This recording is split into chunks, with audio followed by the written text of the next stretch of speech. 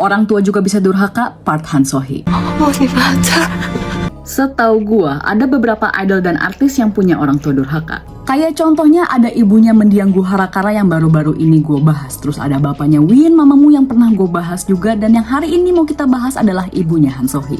Jadi kemarin ibunya Han So-hee ditangkap polisi karena terbukti mengoperasikan illegal gambling. Untuk fansnya Han So-hee mungkin tahu kalau kejadian seperti ini bukanlah hal yang baru. Karena ini bukanlah yang pertama kalinya ibunya Han So-hee ngerecokin anaknya. Di tahun 2020, awal-awal Han So-hee booming karena Bubu Sege atau The World of Marriage, ibunya Han So-hee pernah tersandung kasus hutang. Dan karena kasus pertamanya ini juga kita jadi tahu kalau Han So-hee ternyata udah nggak tinggal sama ibunya dari dia umur 5 tahun. Karena ayah dan ibu Han So-hee bercerai, jadi Han So-hee kecil pun harus tinggal bersama dengan neneknya. Singkat cerita, untuk kasus yang di tahun 2020, Han So-hee bilang kalau dia nggak tahu ibu biologisnya ngutang segitu besarnya.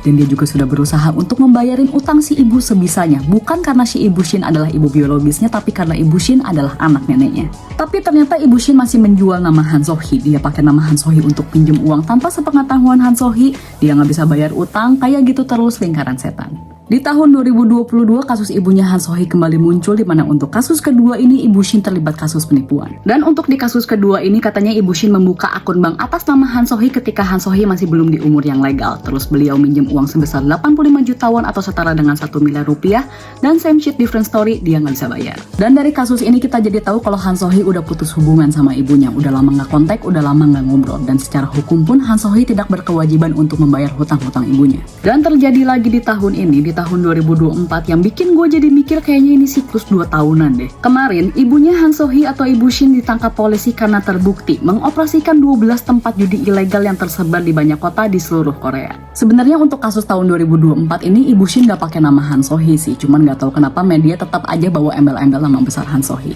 Jadi kesimpulan yang tidak ada kesimpulannya, walaupun menjadi bandar judi juga bukanlah sebuah prestasi yang bisa dibanggakan, but at very least untuk kasus kali ini Ibu Shin tidak menjual nama Han So-hee di dalam kasusnya.